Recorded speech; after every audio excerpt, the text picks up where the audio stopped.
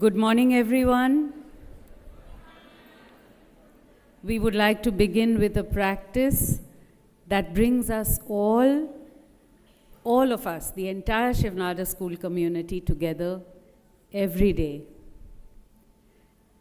May I invite my colleagues, Kirti and Shalini, to lead us today in our practice of mindfulness. Kirti, over to you. Thank you, Deblina ma'am, and good morning once again.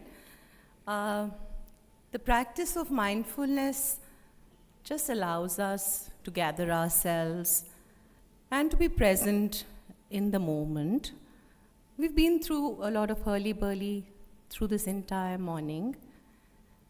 This is not a cult, this is not a religious practice, it's just a way to be present in the moment. May I request everyone to sit comfortably, to rest your backs, keep away anything that you're holding on to in your hands so that you can relax yourself. And let's gather ourselves to ourselves. And as we sit quietly with ourselves and with everyone around us, let's take a moment to focus on our breath as we breathe in and breathe out. Breathe in again and breathe out. Allow yourself to take this pause to ready yourself for a day that's going to be full of learning, sharing, stories, meeting a lot of people.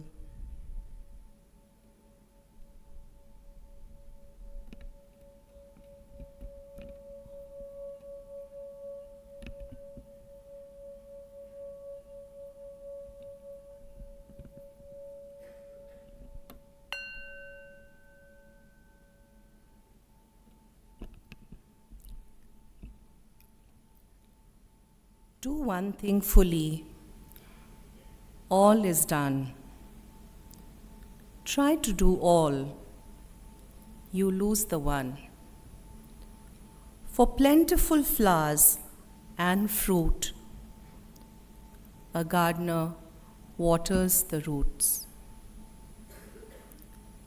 And on that note, as and when you are comfortable, you may open your eyes to the here and the now.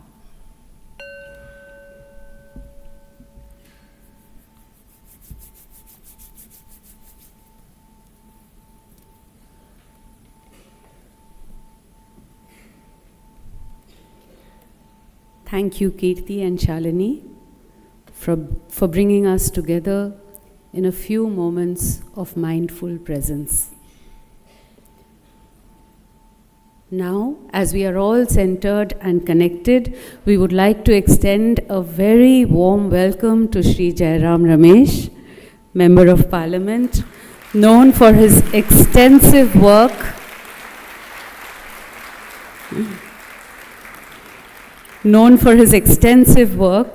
in public policy, economics, and environmental sustainability. We are looking forward to your valuable insights on aligning purpose with a regenerative tomorrow.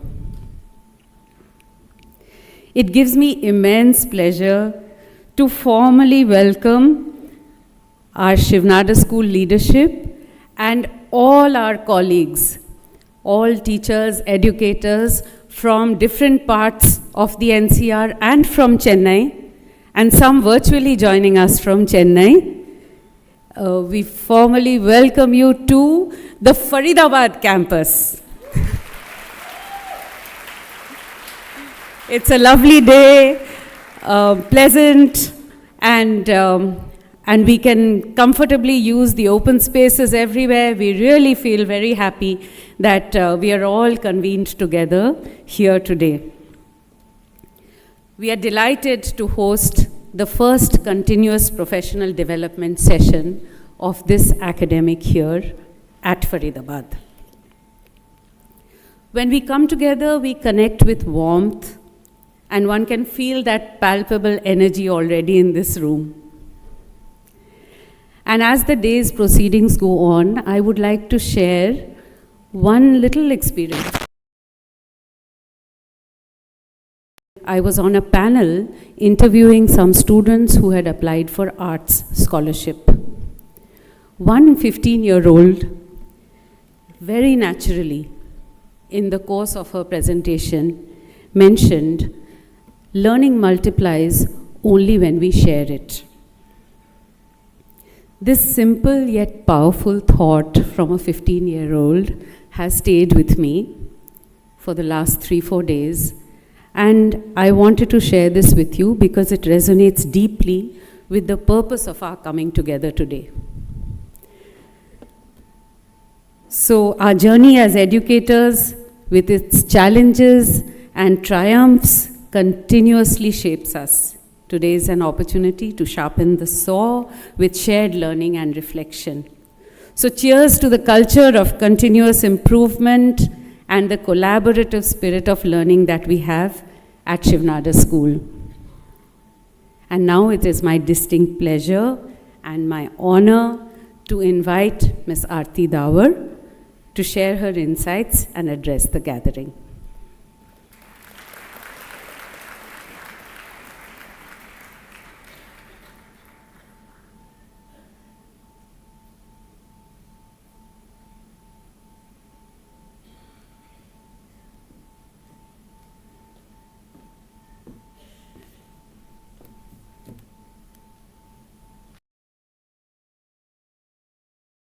Mornings in the morning when I met all of you.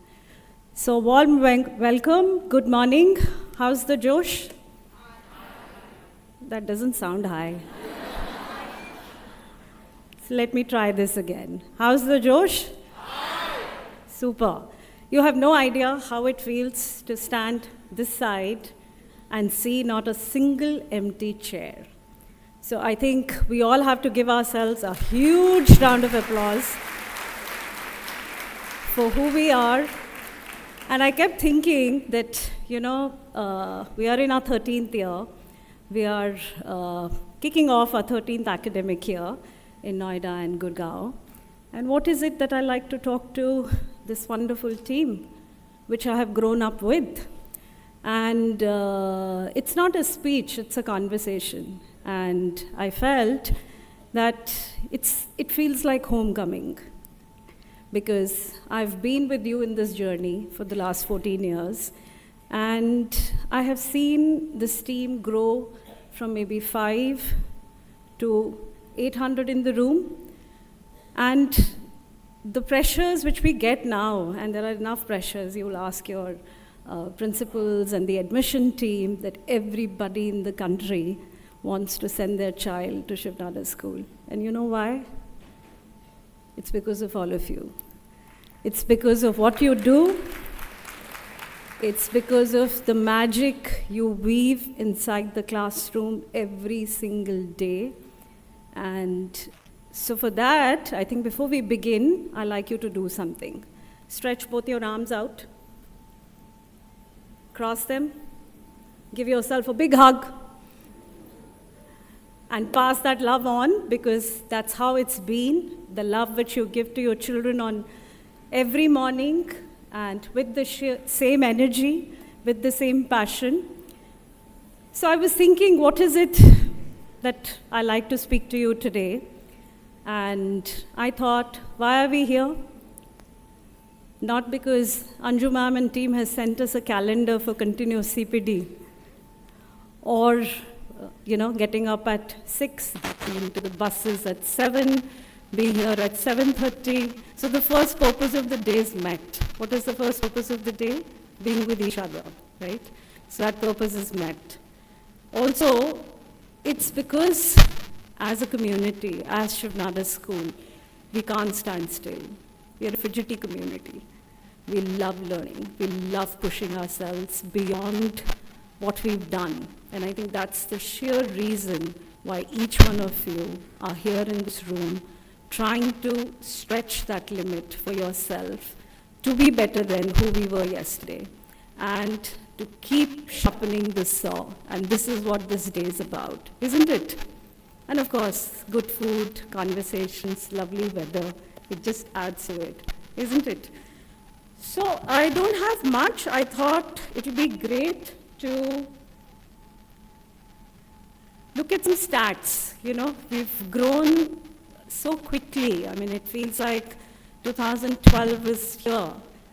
How many of you were in school in 2012? Quite a few.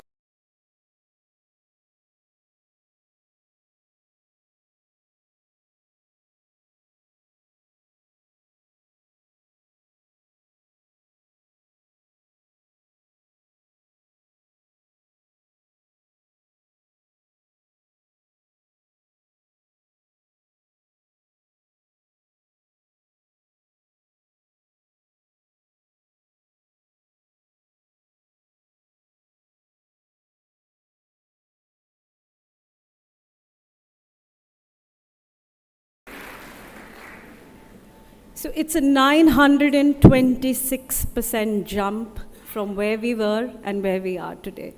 Doesn't that say something about who we are at Shivnada School, where we just know how to grow and keep stretching ourselves? What's 21?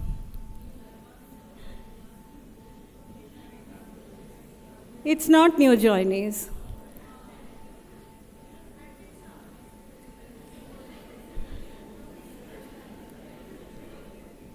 So 21 in the last 30 days and 150 as on date. What could be this number? Who's that? Who said that? Super. So Sabina ma'am, chocolate too. So yes, so this is the 13% of our workforce has completed 10 years or above. 21 in the last 30 days and 150 as of today. And that's not because हमें कहीं नौकरी नहीं मिलती. That's because we love what we do. Okay, I'm going to throw some fun numbers at you, okay? That's not my waist size. For sure, yeah. Vandana ma'am is saying for sure. What's 39? Who's that? You know, this collective wisdom, I don't like this. So please collect your chocolates from Sabina ma'am. Yes, that's our average age at Shivnada School. And let me tell you, in 2012, it was about 30. So thank you, teachers, for bringing in that experience and raising the bar in the age. What's 80?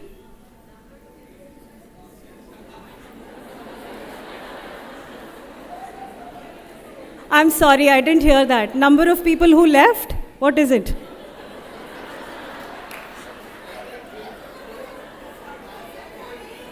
That's not average weight. Listen, Colonel Gopal is still very much part of the foundation and he wouldn't like this conversation at all. Okay. I have no idea what happens in HR. That's the Gen Zs in the room. So what does it tell us? That how agile we have to be, with our students and with all the Gen Zs in the room, and how your conversations in your homerooms and in your hubs defines, right, us. Okay, was that fun? The figures and facts.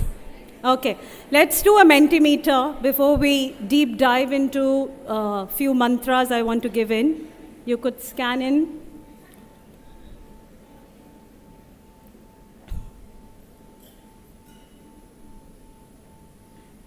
And give me a thumbs up when we are done so that we could flash.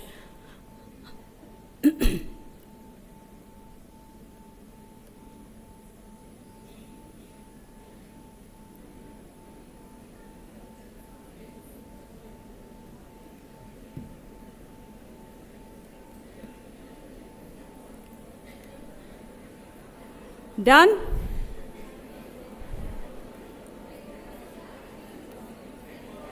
Network is done, okay?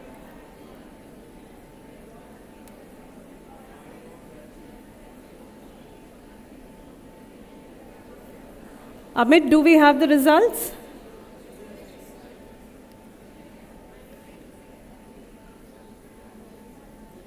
Okay.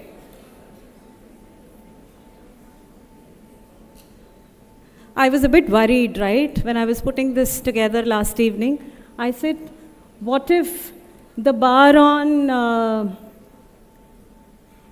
shorter commute to SNS is higher? What is my plan B?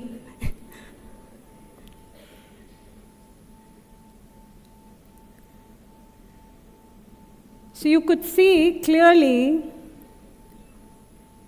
that it's the opportunity to learn and grow is what, as a community, and listen, it's anonymous, all of you's voted, I haven't rigged this, I haven't spoken to all of you before as to what it is, but what it talks about our community is that it's a space where we learn and grow on a daily basis, and that's what we are pushing, that we are walking the talk with our students, with ourselves, where we're looking at opportunities to constantly learn and grow. And of course, there is nobody appreciates of being paid well, right? But in a way, I'm happy. It's fourth on your list, but I just thought we will check the mood in the room. Okay. So I thought I'll give you 3 mantras. And these could be the 3 mantras we could maybe carry for 25 and 26, right? We've grown so fast in the last 13 years, 14 years of us being here. I thought it would be great for us to look at 2025 as an year of consolidation, right? And what I mean by year of consolidation is that we've never sat back to reflect, to see what we've built and the magic what we've created, right? Because we are in the here and now so many times.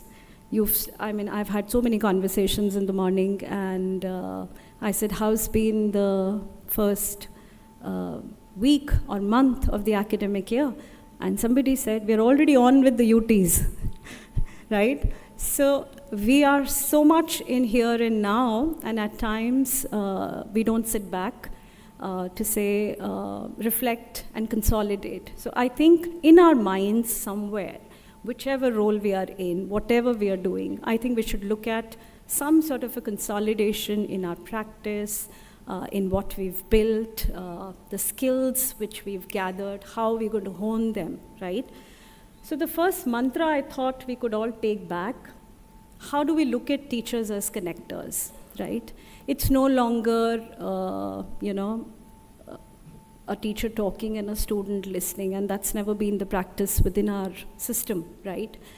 It's about being agile. AI is here, right? Our children are exploring it. I think I was reading a survey where it said 85% of the children are using AI. I've just come back from last weekend, 3 days. I pushed myself and went for how to lead an IB school category 3 training in Dubai, and I met 6 or 7 different country heads, and the entire conversation was around AI and what it means to us, what how we got to be agile to see if our students are using it, how much are we using it, right?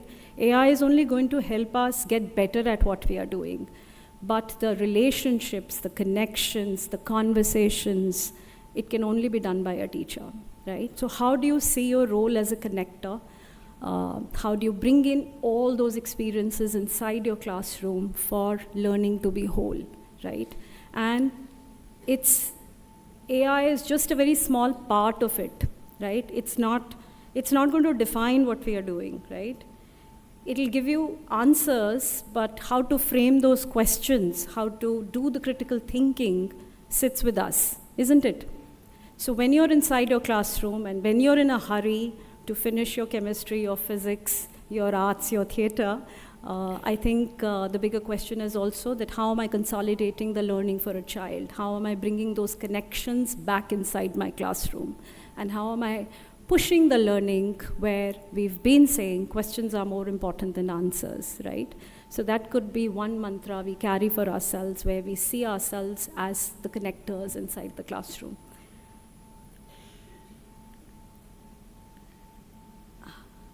This is something I'm personally practicing. And I think as an organization, we have to take this forward. And what do I mean when I say less is more? There's always so much to do, and I think we are famous for taking on more than we can handle, right? Our calendars are full. When I see the amount of events we do, or we stretch ourselves so much that at the end of it, the sense of fatigue can come in at times, right? So, and being busy is not great. You have to tell yourself that this year, I will ask one question to myself before I commit for anything extra I want to do in my classroom, right? That how is it going to help my child in the class? Or how is it going to help me get better as a teacher, right? I'm not saying we'll say no to opportunities, but we're going to say no to clutter. We're going to say no to things which take our energy away, right? And in our mind, we have to keep telling ourselves that less is more.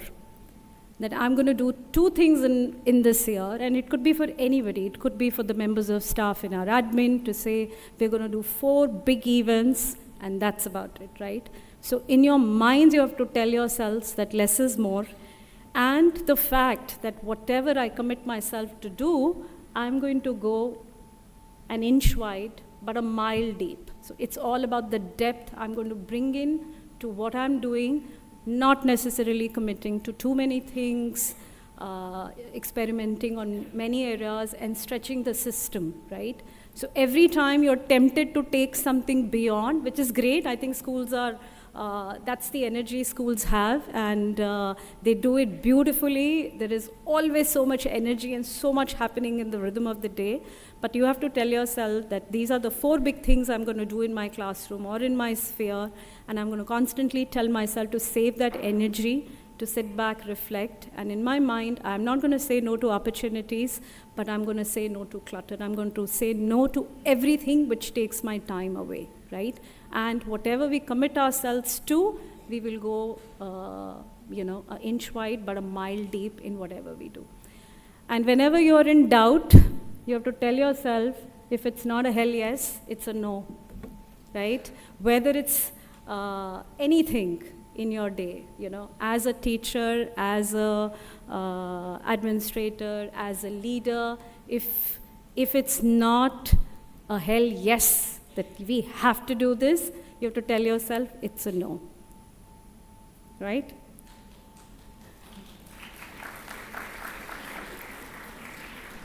It's very hard. I've been trying to implement this, but I'm sure as a community, we're going to look at consolidation and telling ourselves that less is more this year, okay? Last but not the least, we already have a beautiful, beautiful culture of care. How do we build in accountability with this care, right? There is, and what is culture? Culture is all of us, right? The actions which we take when no one is seeing. Culture is how we talk to a colleague in a hard time, How do we stretch a hand to a struggling student? How do we help a colleague who might not be there yet, right? That's culture. And culture is not something we keep on our walls. It's something which is within, and each one of us in this tribe is responsible for holding that culture.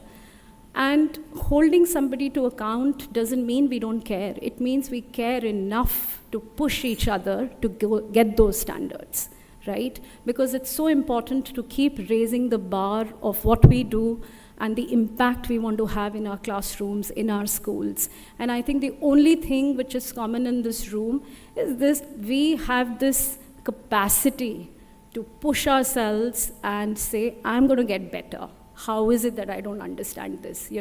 How is it that I have a reluctant reader in my class? And we go all out to build those structures, right? So first decade has been beautiful in terms of building this culture of care, and we see it in everywhere, right? We see it in our corridors, we see it with children, we see it with Didi Bhaias, we meet in the morning. But how do we start building in a culture of accountability for self and to keep raising the standards of who we are and what we want to achieve, right? And it is the care, it is that care which makes me push the boundaries with my colleague, or to have a hard conversation as a leader, because I care, hence I want you to get better, right? Make sense? Lovely. So I thought those are the three big mantras I thought I will share with this community to take back, and I will consolidate. We will stay curious. We will make space for what really matters. And we will show up not just for our students, but for each other, right? And it's been a joy and a privilege and a pride to be part of this community, to be part of knowing most of you, if not all of you, and to have this opportunity to talk to you collectively on this day together. So, am I missing a slide? Yes, I am. I thought two books which I recently got thrown at me, and I went for a educators conference, and people were talking about it, and I thought it would be great. And because I'm a mother of a 13-year-old, I started reading this book myself called The Anxious Generation, right? Can we... So this book is from Jonathan Haidt, and it explores how the rise of smartphones and social media has led to increased anxiety and depression among young people, right? And how he argues that children today are overprotected in the real world, but are underprotected online. And I think that's okay, I'll push it. Right, so these are the two books I thought I'll recommend, and very valuable. The phone-based, one of the lines I'm going to read from the book, the phone-based life makes it difficult for people to be fully present with others when they are with others, and to sit silently with themselves when they are alone, right? So it's very relevant for all of us. Maybe get a copy. I have a PDF, which maybe I'll mail it to all of you. And the second interesting book is Brave New World by Salman Khan. And he's discussed a very different dimension to AI, that it can transform education by providing personalized learning experiences. And he emphasizes that AI should be a tool to enhance teaching and not replace teachers. It's a very easy read, and we've seen a lot of videos of Salman Khan, and I'm not talking about the actor, okay? So, and few quotes from the book: you won't be replaced by an AI, but you might be replaced by someone using AI, right? So that's the punchline. We also have to remember that it's a tool. It's a tool to bring efficiency in what I do. And it's a tool which can maybe save me an hour a day in the busy work which I do. So those were the two books I thought I will share and do get your hands on it and read. And thank you so much. It's been such a delight knowing you, and such a joy to see 700, 800 of us on a Saturday morning together trying to learn. So stay curious, stay humble, stay awesome. Thank you.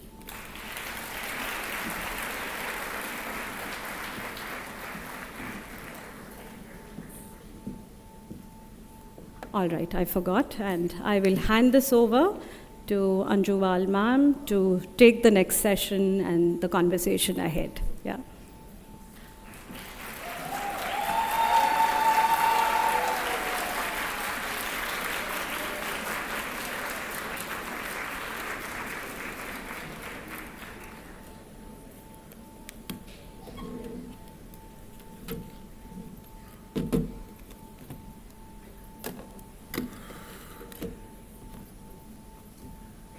Just give me a minute. I've lost my touch here.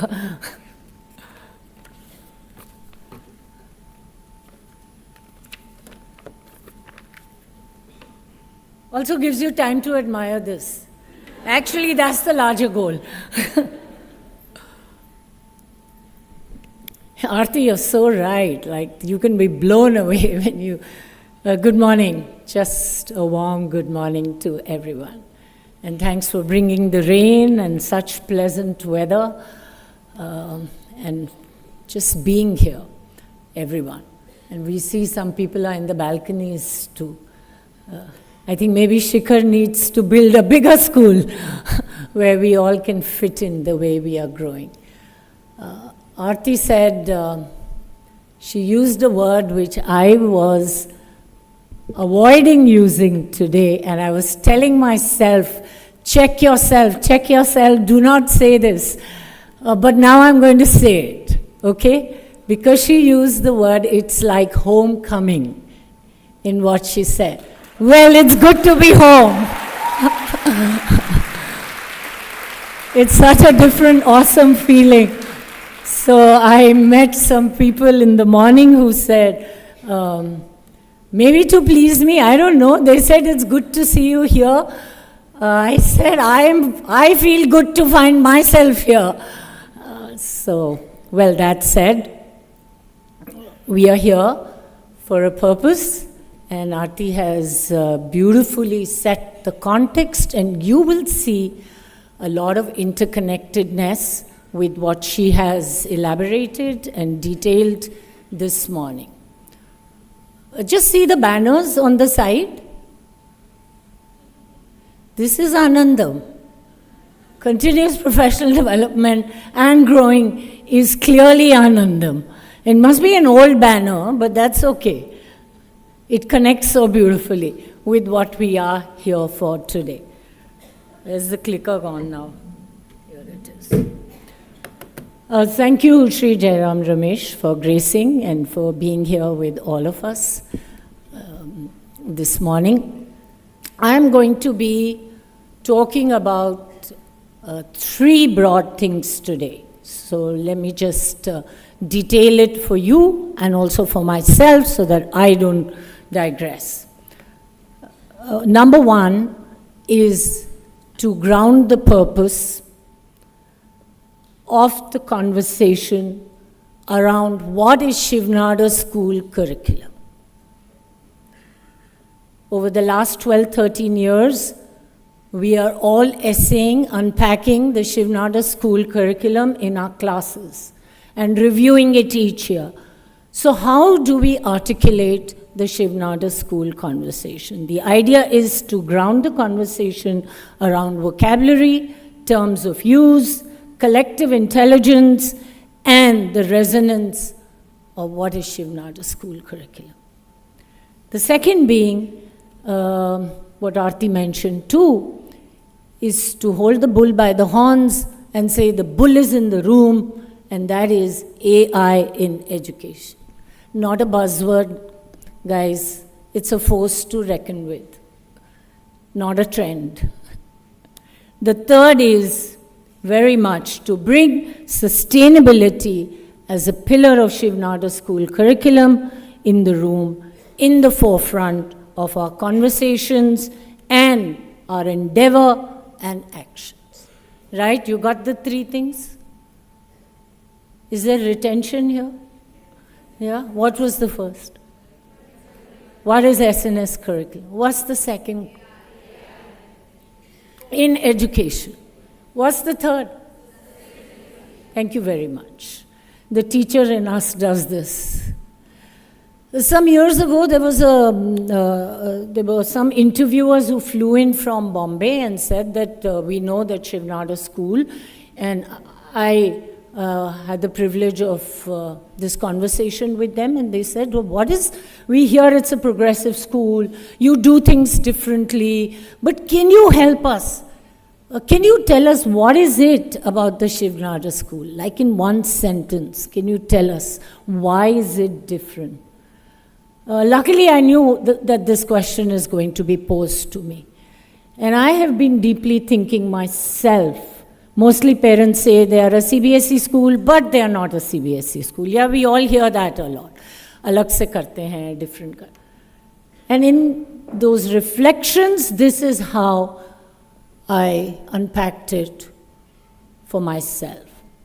Schooling across the world and in India has been, and even now, operates from a place of fear. You don't do your assignment, I'll tell your mommy. You have not worn the black shoes, I'll write an email. You were loitering, there is this consequence. So a kid in the journey of 8 hours or 7.5 hours may hear this 2 or 3 times. Marks didn't come, or something else. Shivnada School, when conceived, and I think without realizing, that's what's happened, operates from a place of love. Now this sounds philosophical. It isn't. Look at the children. If they are not in psychologically safe places, they cannot be the fearless ones expressing themselves to you, to anybody, to each other. They have a spine. They express themselves fearlessly. And that's because they believe that they are psychologically safe. Physically, of course, but psychologically safe. Arnav and Anya here, they can give a thumbs up if they believe so. And I believe that's the defining difference. And that's what Aarti spoke, also for teachers, the culture of care. Okay, you've seen this enough now.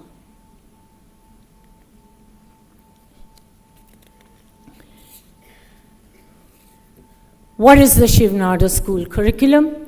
A quality-assured, structured framework that articulates, and I'm reading it for a purpose, our vision, articulates our vision, creating pathways of learning experiences. I don't think you can read it up there, so bear with me if I read 3 very strong things here. It's what is curriculum generally, the Latin word from where the word curricula or curriculum emerged? It simply means to move forward. It means to move forward. And how? Through a structured sequencing of learning experiences. Structured sequences. And those learning experiences are broad and have a great width. So there's purposeful sequencing of student learning from early years to seniors. Holistic, we know, well-rounded. Grooming, education.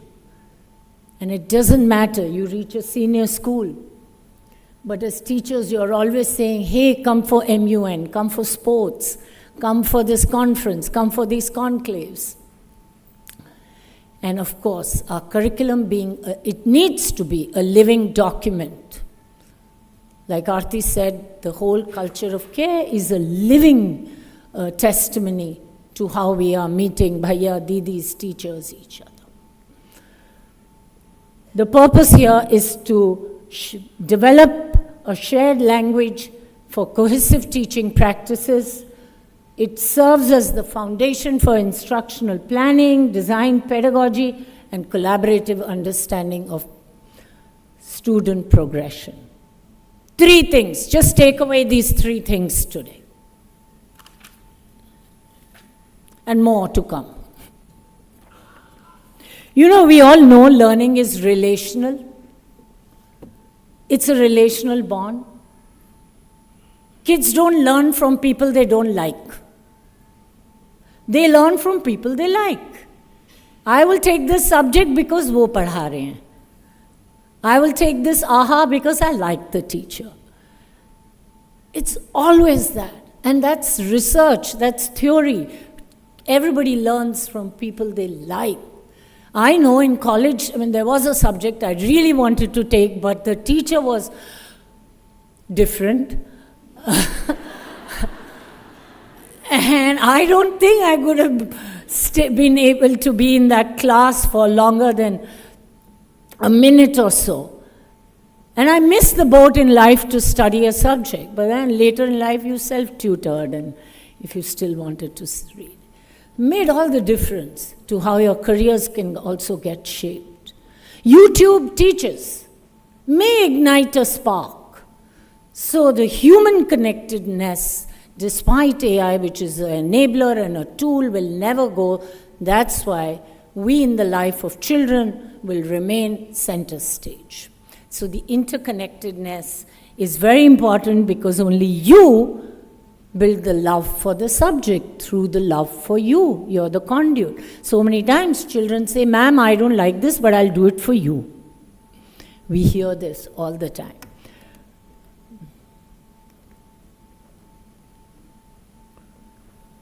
I will pause at this slide for at least 60 seconds. 7 verticals, pillars of what is the Shiv Nadak curriculum.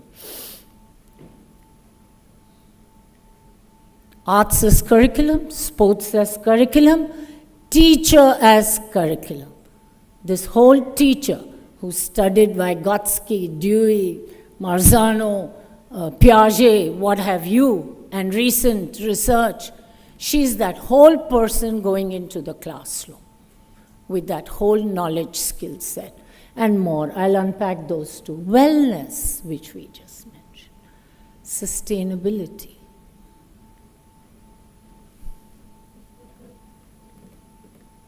This is the crux of this conversation today.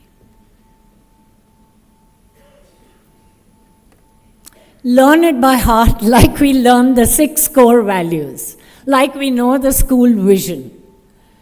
It is as seminal, as significant, as important as that. Okay? Thumbs up? Yeah? Shall I change the slide? I told some people I met in the morning, diary leke aana. But phones are good enough. Okay, so there is actually 2, I believe we need to unpack in this moment. What is learning architecture? And I have borrowed this term, and those of you who are deeply embedded and teach the International Baccalaureate curriculum will know that I have borrowed this term from there. Learning architecture is this and more. All what we do, making libraries vibrant and alive, etc., is the learning architecture. The conferences, the competitions, anything which is not bound into the room is the learning architecture of the school. All your OLEs, your STEM, global exchanges, passion projects. And not to forget, there's a purpose to the way the schools have been built, the architecture of it, the design of it, and the material used in it. You go to Chennai, and welcome Chennai. Hi, Chennai is also being live streamed, and we have Archana and Manish here who have flown in. It's made from reclaimed shipyard wood. And the fly ash in this room, the raw look. So, purposeful, intentionally designed spaces where learning can happen, which means environment has such a big role to play in the way our children learn, making learning visible. Good to go? May I move? Are you awake? Yeah, it had to be heavy stuff. I mean, it's a continuous professional development day. Somewhere. Okay.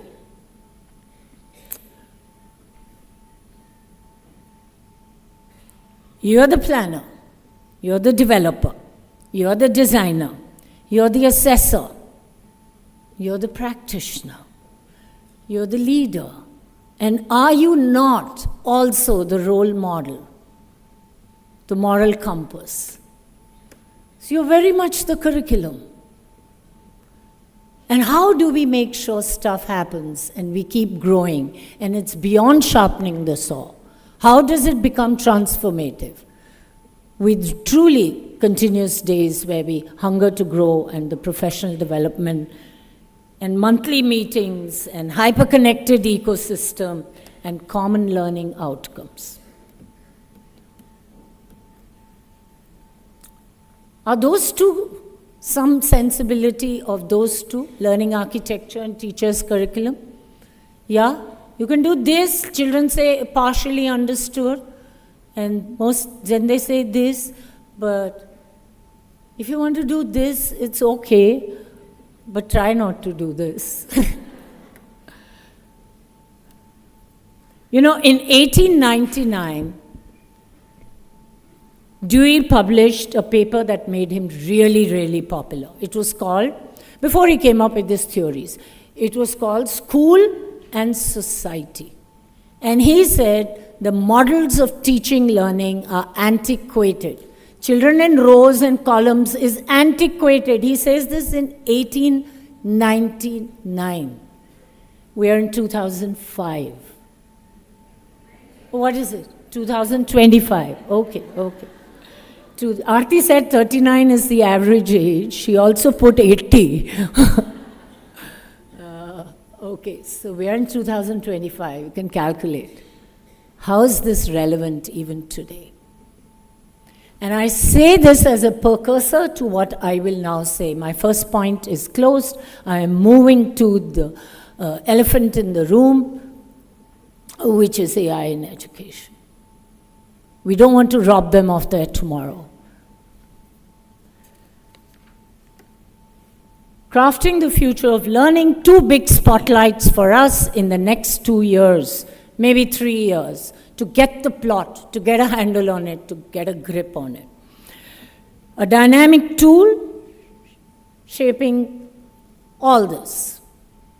And you know, Adam Grant, the behavioral psychologist, he writes very prolifically, he writes often, and it's good to sometimes pick up stuff he says because it stirs you, it connects with you like that. And I'm reading, he says, AI is not just a trend, it is a force shaping the next wave of solutions and human race. It's in unquote. As teachers, our ethical and responsible usage for our children is in our hands. To channelize this for purposes of good, to believe in the vitality of goodness is in our hands. Otherwise, we were just speaking and we said that this could well become the next pandemic. So we truly have to look at this seriously. Sustainability, environmental sustainability and other aspects of sustainability, turning intention to action, being ready for our children. Okay, I have a spot check. I hope the answers won't come. No? Good. How long did airplanes take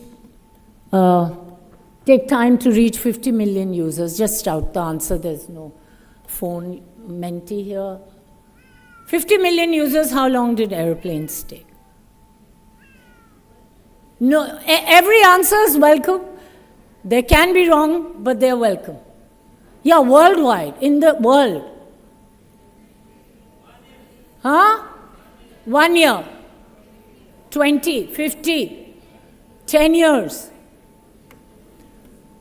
Will the answer come below? It won't come. Okay. 65 years. And the data is between 65 to 68. So I'm leaning on the first spectrum. 65 years, 50 million users. Internet. How long did internet take to reach 50 million users? 5? You're getting the plot. Bolo? 7 years. 7 years to reach 50 million users. I know it's outdated and stuff, but how long did it take? Now people are Googling. Yes, 2 years. But now you don't know what I'm going to say next, so please put your phones away. 65, 7 years, 2 years, Gen AI, Chat GPT, 50 million users, 1 month. 1 month. Swept in 2 months, 100 million users. Just how ubiquitous, how overwhelming, when we look at this data, if it doesn't make us sit up, I'm sure it will make us sit. Okay.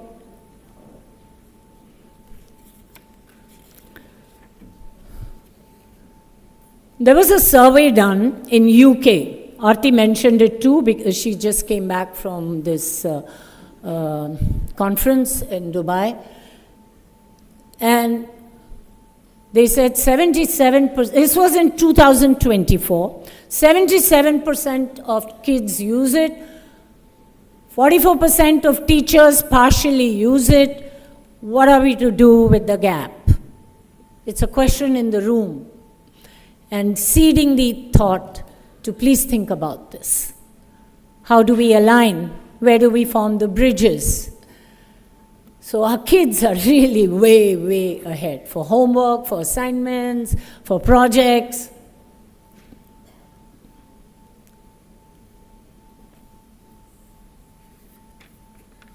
Are you good? Yes. Actually, you know what I wrote there? I said it's both alluring and certainly it's powerful, but I also wrote a word called it's alluring and seductive. And then I said, I shouldn't get misunderstood. So I removed the word seductive, but you know it sucks you in. You know it can become addictive, and it can be that. So we'll stay with attractive, and we'll stay, and therefore our critical awareness. So the world over, this next line has become the word in schools. Let's learn fast, but with critical awareness, implement with caution. Less is more. See how it ties up. Okay.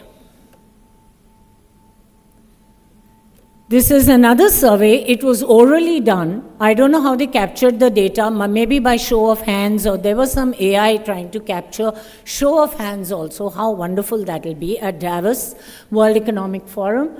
And they asked, how many of you would like to do something about the environment? Like emphatically. 20% said yes. 20% said, मैं तो मर जाऊंगा. So I'll be dead by the time the troubles are greater. So 20% said, I don't want to do. I'm sorry, I'm not interested. I'm in an okay space. 60% said they will do if others lead. And those are the fence sitters. Those are the people where we have to build the momentum and nudge. with many small wins and more. Interestingly, and I would like to leave this other thought in the room, we should take away from our classrooms. Take away meaning just remove from our classrooms conversations and vocabulary such as climate anxiety, climate depression, the world is coming to an end, the pale blue dot is vanishing, and we should focus that in the last 30 years, and this is accurate, how the conversations on sustainability and environment have come to the forefront.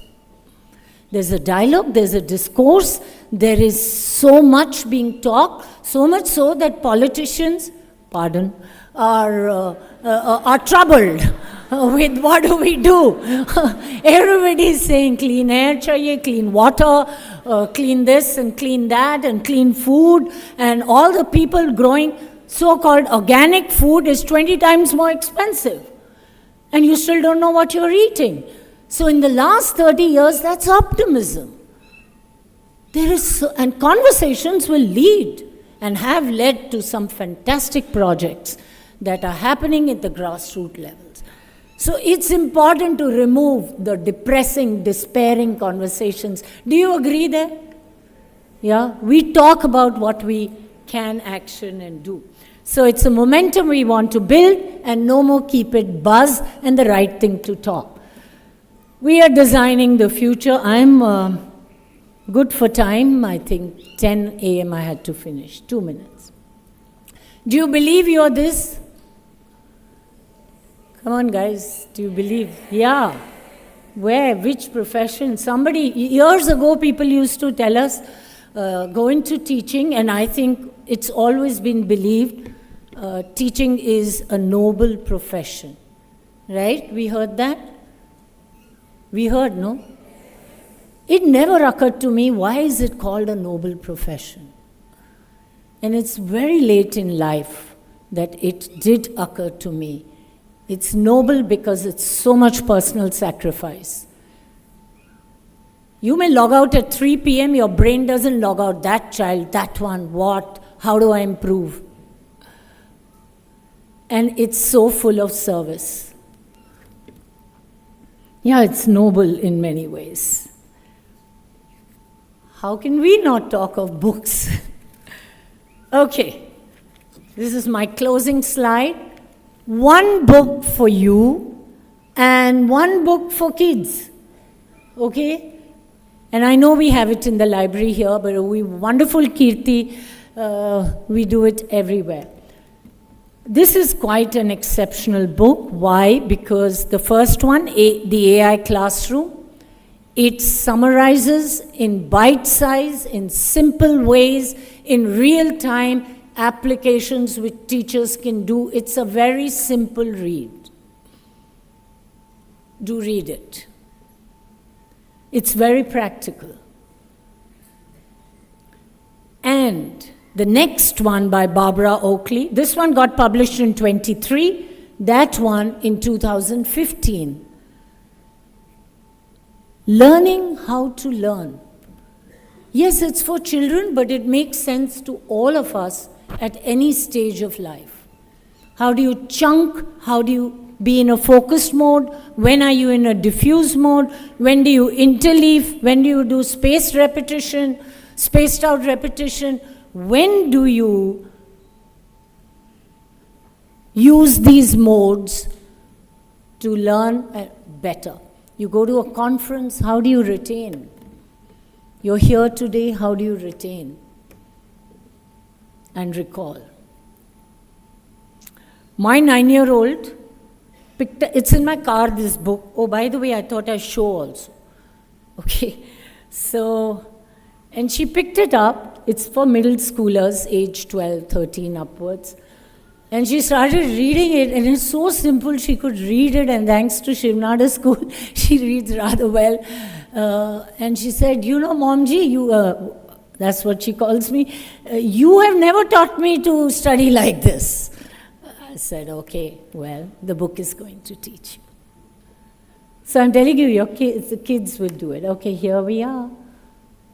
And something is going to happen. It shouldn't happen just now. Wait a minute. But thank you very much. And I do hope you have strong takeaways from this morning.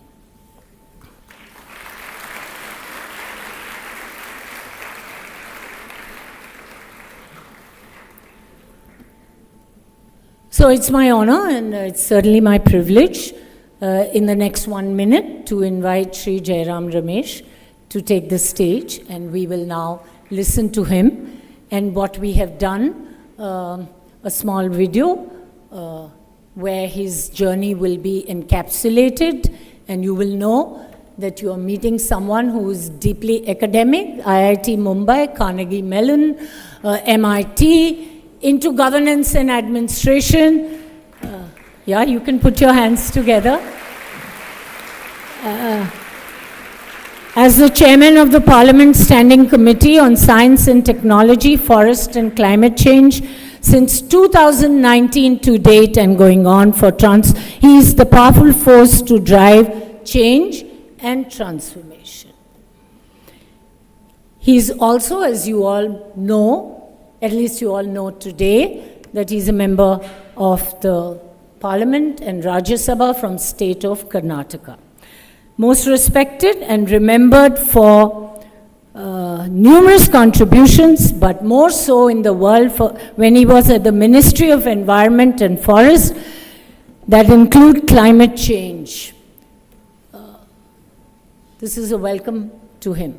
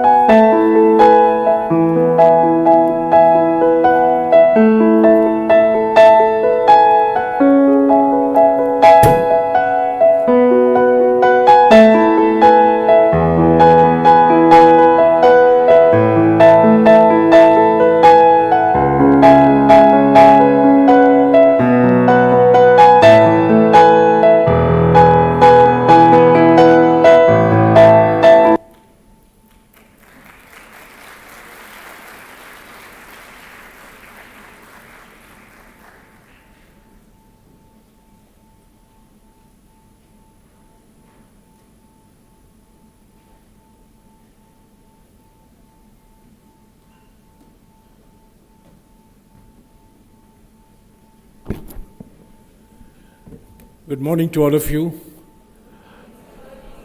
Anjuval, ma'am, principals, teachers, communicators, administrators, and friends.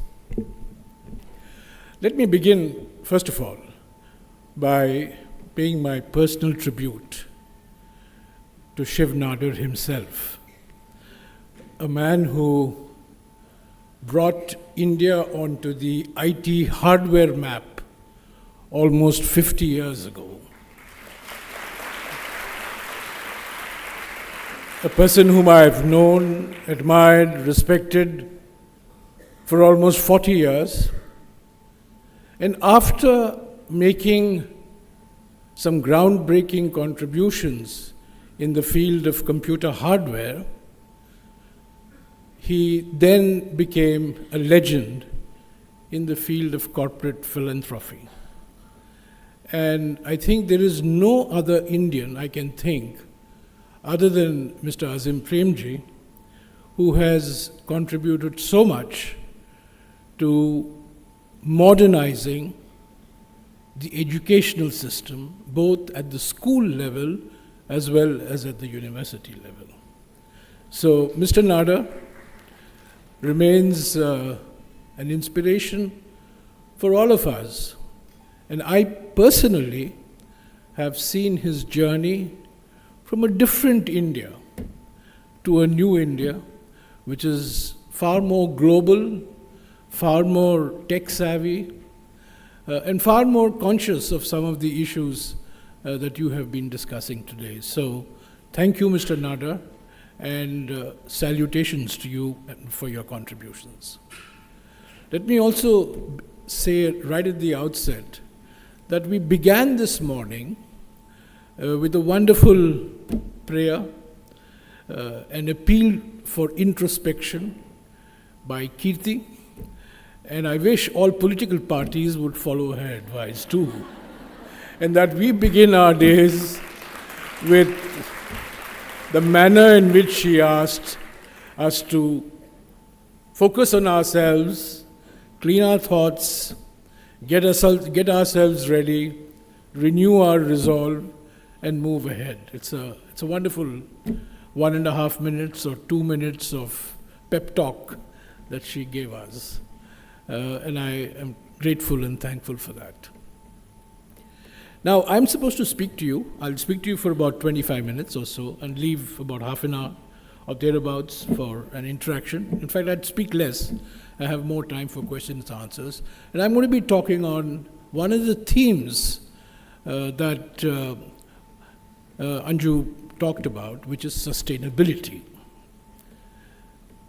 And I find it actually quite surprising that I have to talk about sustainability in our country. And so I've always been struck with this paradox for the last 25 years with which I've been associated. Because if there is one culture in the world that is founded on the principle of harmony with nature, it's the Indic culture. Western culture is based on man's conquest of nature. Indic culture is based on man living in harmony with nature, striking a balance with nature. You see, all the great faiths of the Indian subcontinent, going back to the time of Buddha and Vardhamana Mahavira, and even going back many years, many decades, many centuries, many millennia earlier to the Indus Valley civilization, you will see the fundamental truth of man, of human beings living with nature in harmony, respecting biodiversity, and basically venerating rivers, venerating mountains, venerating forests, venerating our natural resources. There is no other culture, and I've lived in all cultures of the world and worked in all cultures of the world, and I can tell you confidently that there is no other culture other than the Indic culture. And I define Indic culture as a confluence of different thoughts, different traditions. And the defining characteristic has been man living in harmony with nature. Near the Jorbagh metro station, those of you, if you have the time, the office of the Ministry of Environment and Forests is located just right next to the Jorbagh metro station. It's a modern green office. When it was built in 2012, it was the greenest building in India, with solar rooftops long before they became popular. And as you enter the building, you will be greeted with an invocation. Prakriti rakshati rakshataha. Nature protects those who protect her. Prakriti rakshati rakshataha. And I find it strange, and I have said this so many times in Parliament, I find it strange that we are debating sustainability in India. We don't need lectures and sermons from anybody else in the world, because we have shown the world the way of living in harmony in nature, but we have lost our way. And today we are rediscovering what I believe to be the fundamental truths which have defined our civilization. Now, in our mad quest for what we call development, we have forgotten this foundational truth. And that's why we have to have sessions on a Saturday morning in a conclave of teachers to remind ourselves of the importance of sustainability. Isn't it a paradox? Isn't it a paradox that we have a God who has an elephant trunk and rides a mouse. We have a goddess who rides a lion and a tiger. We have prayers to the Ganga, the Yamuna, the Saraswati, the Narmada, the Kaveri, the Sindhu, which is very much in the news nowadays. We have this legacy. So the first point I want to make to you is, we don't have to search for answers elsewhere in the world. The answers are with us. The answers are within us. It's in our traditions, in our practices, in our books. I'm not the one who believes that we knew everything before Newton and Einstein and Darwin. I know there is a large community of our countrymen who believe that Darwin, Newton and Einstein only rediscovered what was known in India. I don't go to that extreme. But insofar as protection of nature is concerned, insofar as living in a sustainable manner with nature is concerned, I think the first takeaway for you is, let's look within ourselves. Let's look within our own traditions. Let's look within our own history. And I see a large number of women teachers here. And it's one of the great features of the sustainability movement in India over the centuries, that all the great sustainability movements have been really led by women. In the 16th century, in the 17th century, many of you have heard the Bishnoi community. The women of the Bishnoi community, living in what is now modern Jodhpur, protected the Kejri tree from being cut. Some of you would have heard of the Chipko movement. The Chipko movement was a movement 50 years ago of women hugging trees, chipkoing to the trees, and that's the word Chipko, from getting it cut by the contractors. So these are all movements which are rooted in our traditions. Now, what is sustainability? You're all teachers, so you'll have to teach your students, and the first question is, what is sustainability? Sustainability has been defined as the ability to meet the needs of future generations without compromising on the needs of the present generation. Nobody wants to live in darkness in the hope that their children will have electricity. Nobody wants to forego the benefits of modern transport in the hope that their children and grandchildren will have modern transport. Everybody wants to improve their quality of life and standard of living here and now. And the challenge is, how do you do it in a manner without compromising or endangering the ability of future generations? Now, I want to leave 4 thoughts with you in this regard, having defined sustainability. India is unique in many ways because of our demographic bulge. We are already the world's most populous country. We are about 1.45 billion. And we will, by the year 2050, I won't be here, but many of you will still be here. Most of you will be here, if you're going by the average age of 39.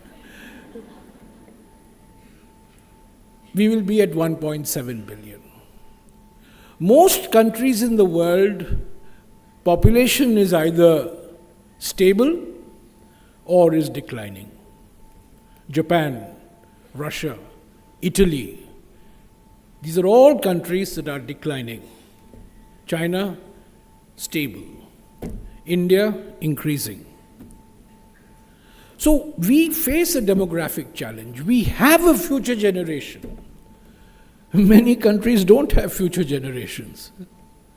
We are continuously adding to our population, And that's the reason why we have to worry about future generations. This is not a worry in other cultures, it's a worry in India.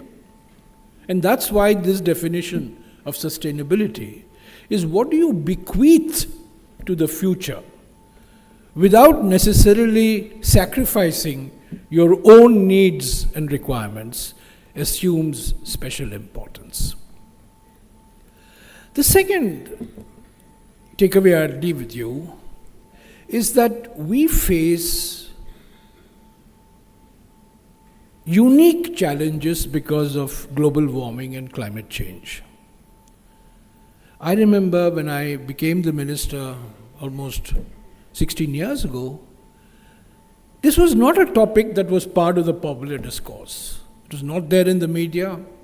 It was not there amongst the intellectuals and the academics. It certainly was not part of the political system. And our view was the Americans and the Europeans have put all the carbon dioxide in the atmosphere. It's their responsibility to take it out, whereas we can continue on the path of economic growth. So grow now, pay later. That was the mindset. Grow now, pay later. But we have, since the last 20 years particularly, discovered how vulnerable India is to global warming. And let me give you 3-4 examples. The first example, the Indian monsoon has become more erratic. And we will see this in the next couple of weeks. The amount of rain that India is getting has not come down.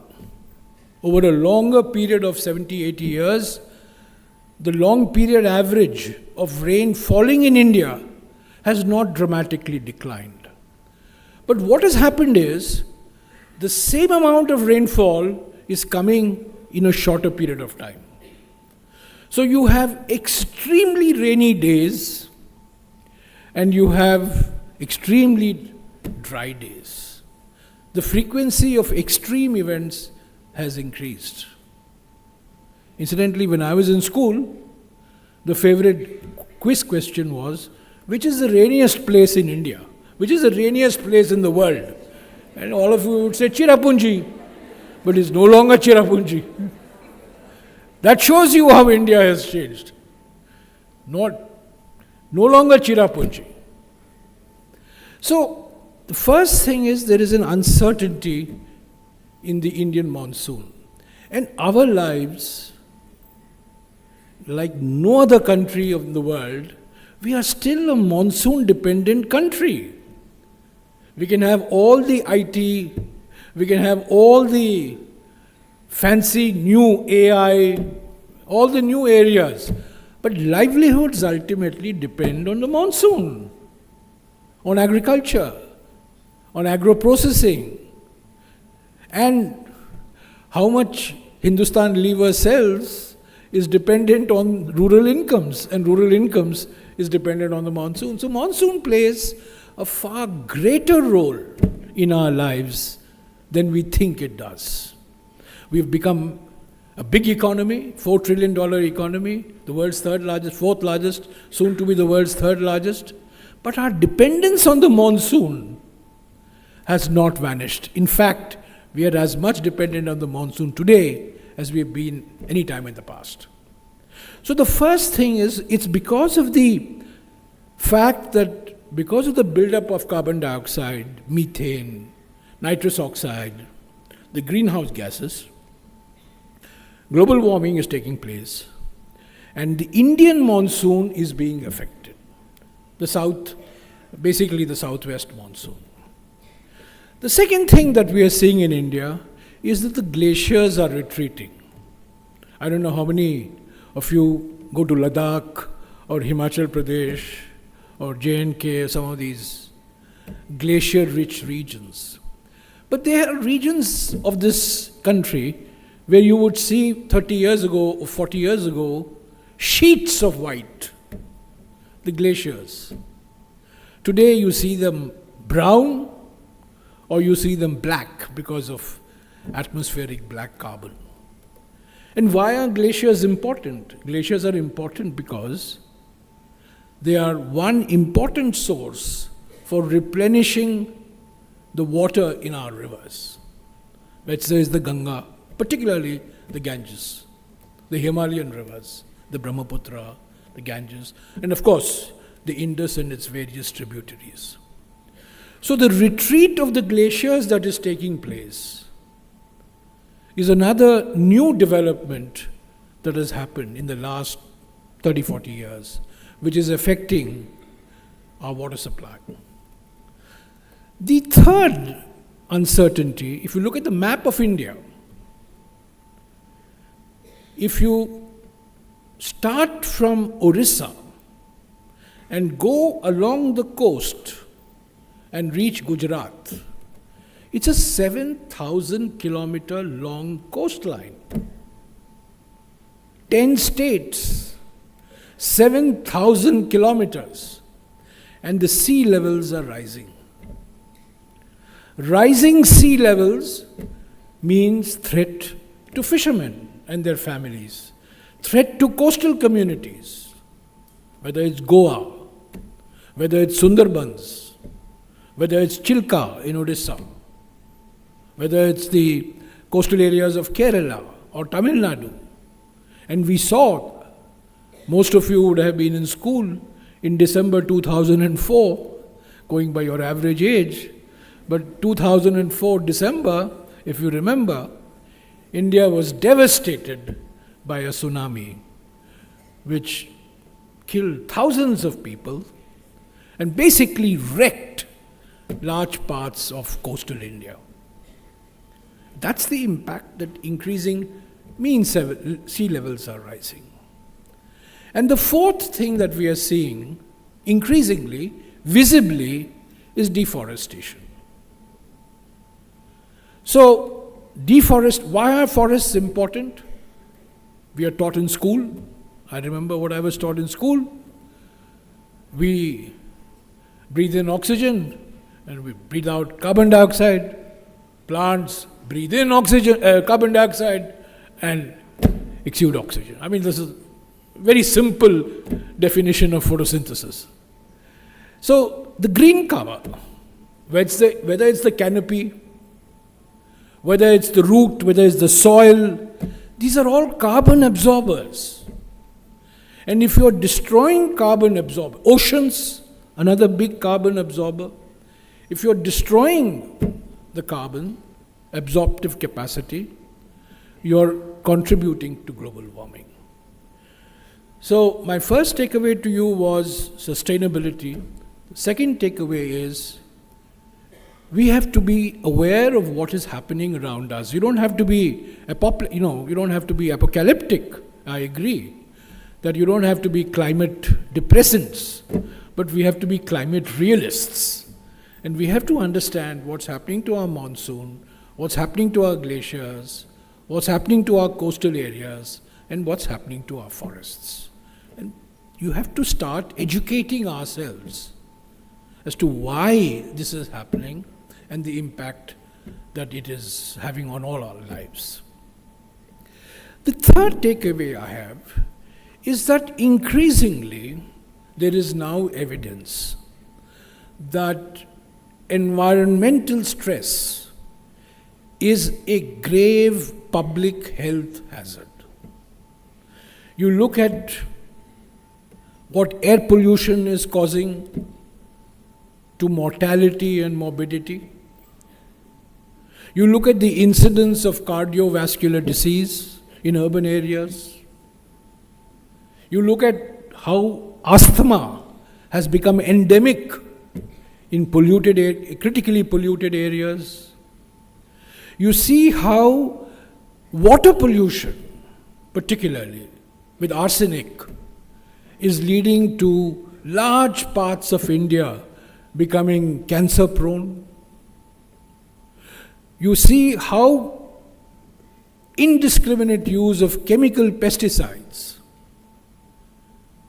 and basically chemicals in agriculture has led to cancer in many parts of India, Those of you who are familiar with Punjab will know Bhatinda has become one of the epicenters of cancer, and the train from Bhatinda to Delhi is somewhat morbidly called the Cancer Express, with every day people coming from Bhatinda for treatment. This is all an offshoot of chemical contamination. So public health has become the single most important concern for us, particularly after COVID-19. In fact, COVID-19 itself, some people think it was, a leak from a laboratory, but there's also a view that COVID-19 is a manifestation of loss of habitat and the way we have dealt with biodiversity, the loss of biodiversity. So public health, how public health is being impacted. Water pollution, air pollution, chemical contamination. You don't have to take your students very far. You can take your students to Ghazipur, which is probably 40 minutes, 45 minutes from here. Or you can take your students to Balsava on the main highway. And you will see for yourself, your students will see for themselves, what visible impact chemical contamination and land degradation is having on people's lives. So the third important takeaway is public health, the impact of pollution, contamination, degradation, chemical use. These are all having public health impacts. Morbidity, which means people are suffering, illness is increasing, and mortality. There are some studies that have shown that in the last 20 years, 8% of all deaths in India are because of air pollution. 8% of those who have died in India have died because of complications caused by air pollution in critically polluted areas. So the demographic challenge that we face, the climate change challenge we face, the public health challenge we face, and finally, sustainability matters because in our country, still, environment is a livelihood issue. Unlike in the United States or in developed parts of the world, where it's a lifestyle issue. I mean, there is a livelihood issue. Millions of our people still depend on forests for livelihoods. Millions of our people still depend on local water sources, wetlands, for their livelihoods. So it's not a lifestyle question. For you and me, it's a lifestyle question because our standard of living approximates the standard of living in the other parts of the world. But for a majority of our countrymen and women, it is a livelihood issue. And in order to protect livelihoods, we have to protect wetlands, we have to protect our forests, we have to protect our rivers, we have to protect our mountains, because by protecting them, we are actually protecting livelihoods. Apart from the cultural aspect, because we venerate our natural resources. One of the biggest challenges I had when I was minister, there is a mountain called Niyamgiri Mountain. So some of you from Orissa might have heard of this famous case of the tribals who worship the Niyamgiri Mountain, goddess Niyamgiri. Giri is, of course, a mountain, a goddess who lives in this mountain. But this Niyamgiri mountain also happens to be a source of rich bauxite, which is required for making aluminum. And one of the big challenges before our government and before me when I was minister was, is bauxite more important or protecting the cultural traditions and the livelihoods of maybe 10,000 Dongariya cones more important? And ultimately, what is democracy? democracy is not only rule of the majority. Democracy is also about protecting the rights of the smallest of small minorities. So millions would have been benefited by bauxite, but a few thousand Dongaria Konds who venerated this mountain, whose livelihoods were dependent on this mountain, needed to be protected from modern development. The point I want to make to you is, these are choices in front of us. It's not a black or white. There are these fundamental choices that have to be made, ultimately. But I think through a process of education, through a process of discussion, through a process of public participation,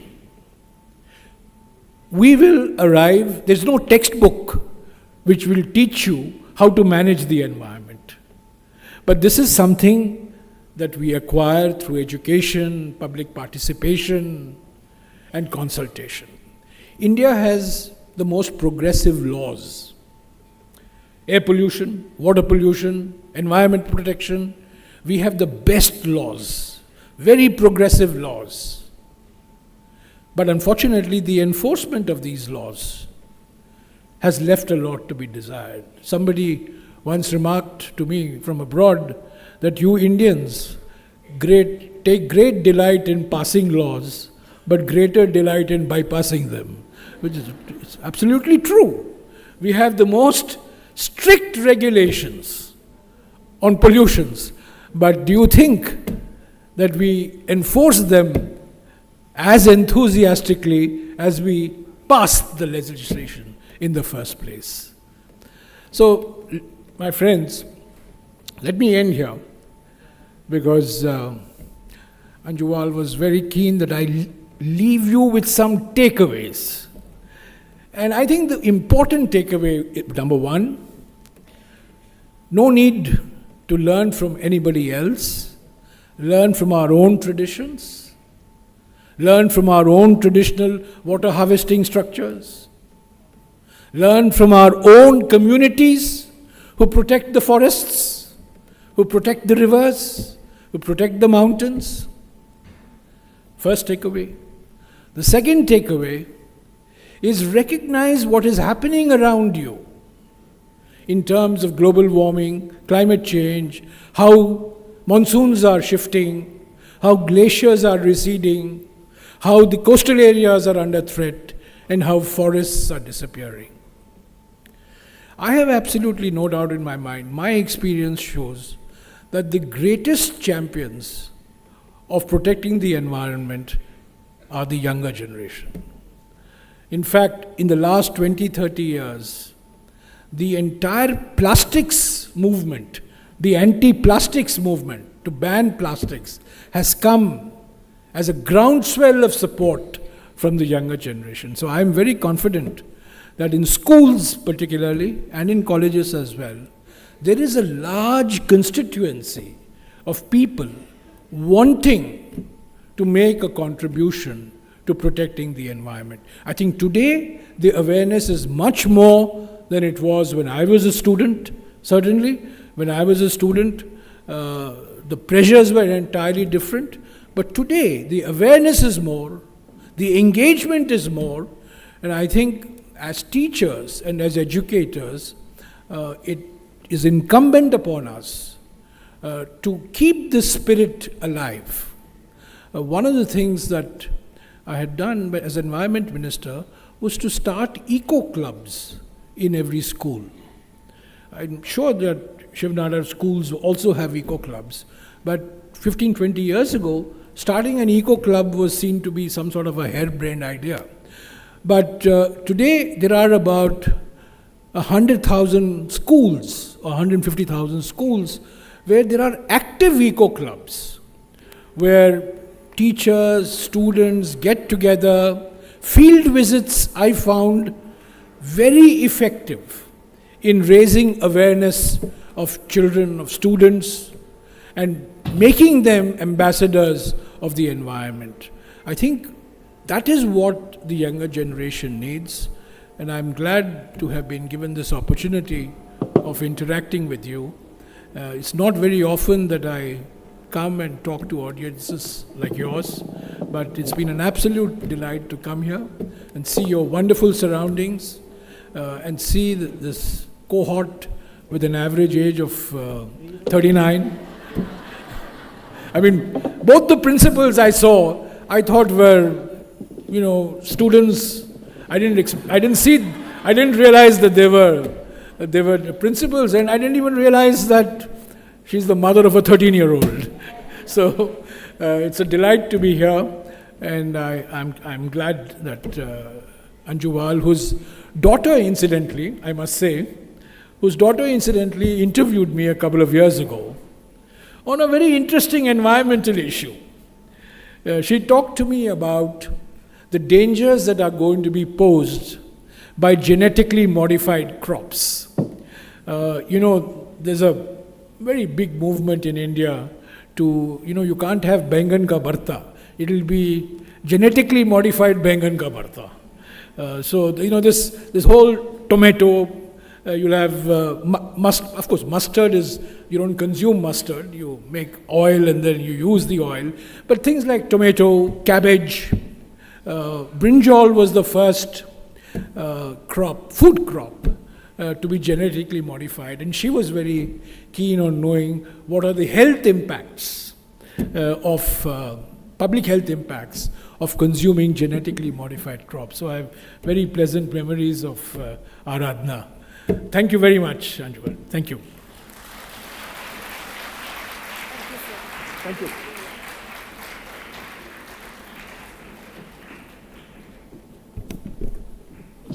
Please take your call. Here, wherever you prefer.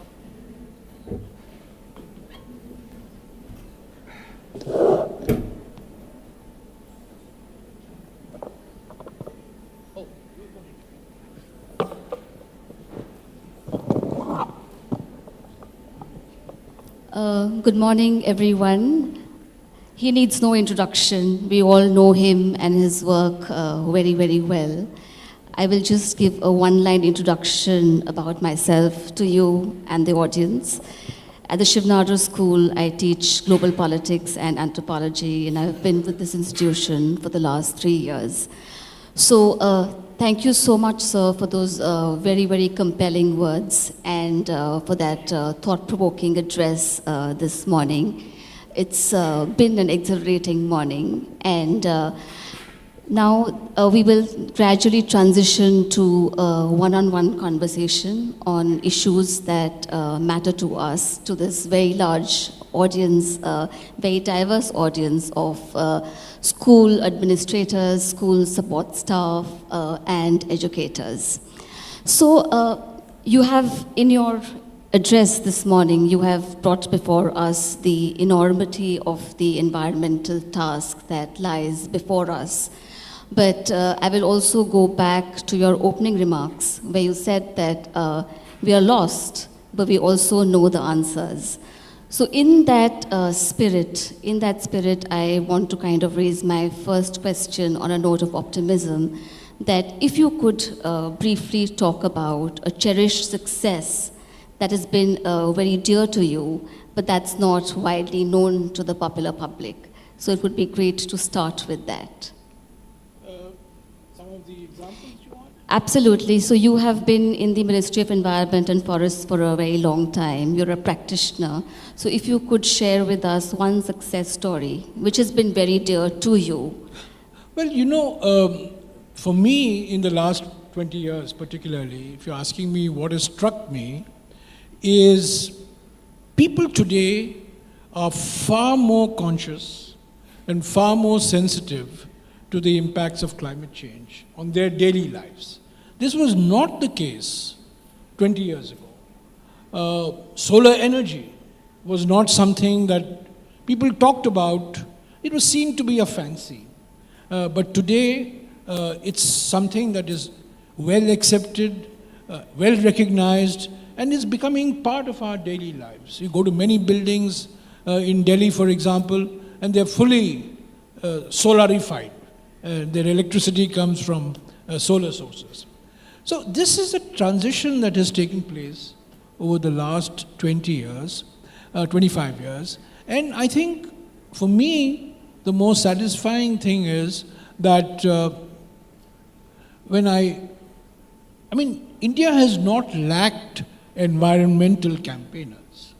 In fact, the patron saint of environmentalism is Mahatma Gandhi. He is the greatest environmentalist of the 20th century. It was Mahatma Gandhi who said, "The world has enough for everybody's need, but not enough for everybody's greed." This is one of his famous sayings. In fact, even more famous saying than this is during the Dandi March. He was asked by a foreign correspondent, "Mr. Gandhi, what do you think of Western civilization?" And Mahatma Gandhi replied, "It would be a good idea." One of the famous quotations of Gandhi. But Gandhi taught us the values of recycling. Gandhi taught us the value of simple living, which we are now discovering.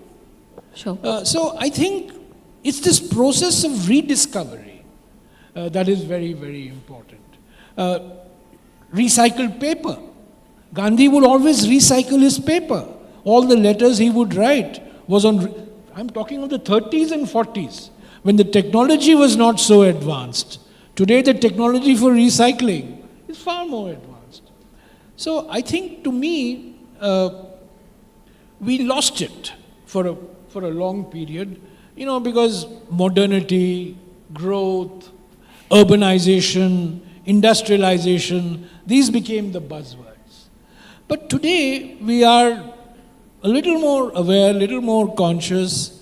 At least we do the ritual obeisance to environment. But when it comes to action, we are a little reluctant to take the final step. We have to take the final step. Right, absolutely. Thank you for that response. My next question actually takes us to the world of industry and commerce, and we would like to hear from you that in which sectors in India and globally are we seeing the most strong green shoots in the world of business and industry?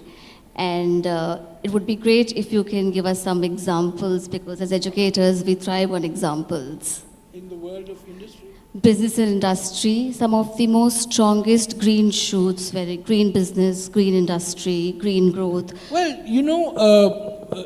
the consciousness and the pressure on us and our industry has been much more now than ever before. So many of our industries, whether it's steel, whether it's cement, whether it's aluminum, are beginning to market themselves as green steel, green cement, green aluminum. Take my example. 2 years ago, I was using a petrol-driven car. Today, I'm driven in an electric vehicle. That's the most visible example. You have more, plates, registration plates in green today than ever before. The population of electric vehicles hopefully will multiply astronomically, but to me that's a very visible sign of change. There are companies like Tata Steel, for example. There are companies in the cement industry where they're taking up work on afforestation, they're taking up works on pollution control. So there are today far more examples of corporate green responsibility. Sure. Because of international pressure, because today you will be seen to be a responsible citizen if you're protecting forests. Immediately, but protecting forests does not get you headlines. A destruction of a forest gets you the headline, but protecting the forest doesn't get the headline. Absolutely, we need to highlight that much more. Yeah, and also let me say this, that in our country, one of the best ways of educating the youth, I found, my experience, one of the most attractive ways of enticing ways of educating youth on environmental issues is to expose them to wildlife. There is nothing that fascinates school children than wildlife. So, what I would do is I would take groups of children to Corbett, take them to Sariska, or take them to Sultanpur Bird Sanctuary. And, in these areas, you have wetlands, you have forests, you have wildlife, you have people living there. So you get to understand what it means to protect biodiversity. And that's how interest gets built up amongst the people. Absolutely. I just want to share that at the Shivnadar School, all our habitats are named after national parks. Yes. So I think, I don't know whether there is a mandatory requirement for taking your children to a national park, but I found that, my experience, to be a very effective way of conveying what you want to convey, which no textbook will be able to convey. Absolutely. Seeing is believing. Seeing the forest, seeing the wetland, seeing the mountains, seeing the communities living in these areas, that's a more of an educative experience than anything else. Yes, can't agree more. You've also championed the cause of the green domestic product, the green GDP. So we wanted to sort of ask you that in this era of climate risks, how does that idea compare with the idea of a traditional GDP? Well, when you read the Economic Times or when you open the newspapers, the headline is GDP, right? Now, we are all taught, we don't know what GDP is, but we all know that GDP बढ़ रहा है. You will see in parliament debates, दुनिया में सबसे तेजी से GDP बढ़ रहा है हमारे देश में. You ask him what GDP क्या होता है, he will not know what GDP is. But GDP has become the headline index of our prosperity. Now, those of you who teach economics and know economics will understand the complexity of what GDP is, but it's one measure of showing how fast the economy is moving. And it's gross domestic product. So many years ago, I said, why should GDP be gross domestic product? It should be green domestic product. Because in the process of economic growth, you're having pollution, you're having contamination, you're losing forests. So today's GDP may be growing, but your ability to sustain the GDP in the future will not grow. So we must have an alternative measure of GDP which takes into account the economic and environmental costs of economic growth. I'm afraid I was not successful in this because no government, including my own, wants to show a low GDP growth. Everybody wants to show that GDP is rising and is high.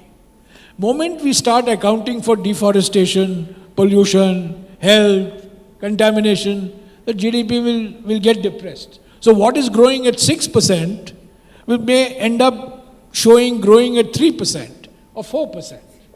So this is the political economy, So in theory, it should be green domestic product, but in actual practice, it's straightforward economic growth.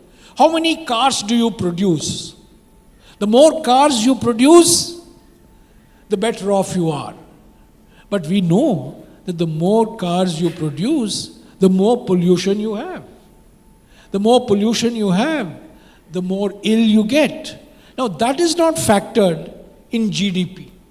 What is factored in GDP is the number of cars we are producing, amount of cement we are producing, amount of buildings we are building. So this is the dilemma that confronts the decision makers.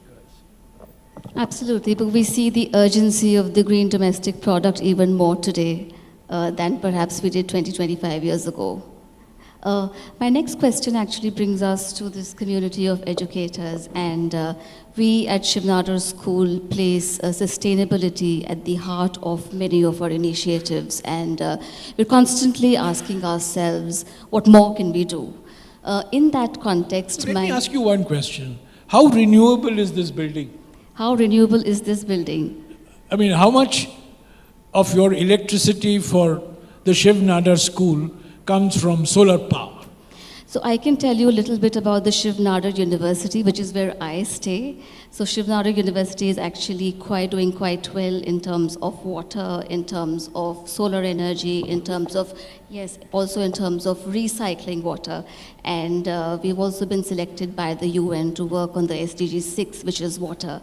So that's where I live, and I can talk about that institution, but I'm sure that people who are part of this institution and this school will also tell us. Well, I think this is a relatively low-hanging fruit for schools, which is solar rooftops. Yes. Today it's very cheap. It's no longer very expensive, as it used to be, say, 10, 15 years ago. Recycling of water is something that you're doing in the Absolutely, university. yes. Schools also can do recycling of water. Recycling, of course, now we don't have paper. It's all digital. But to the extent that we use paper, recycled paper is something that can be used. Absolutely. Incidentally, we do have a recycling unit in our school at Noida where paper is recycled. And as you said, what children see, they grow like that. Yeah. I mean, school buses, for example. You have a school bus, I'm sure. Do you have a school bus? I mean, the school bus should be EV. I see no reason why the school bus, I mean, it'll cost you a little more initially, but actually, as I discovered, I paid more for my electric vehicle initially, but within 7 months, I had recouped the investment because the operating costs were so low.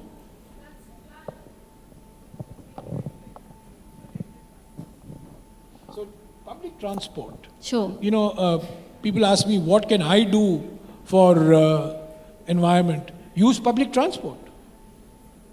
Is one. How many of you use the metro? 35%, 30%. I mean, not a very high proportion, but maybe that's because of the location and Connectivity. the logistics Sure. and connectivity.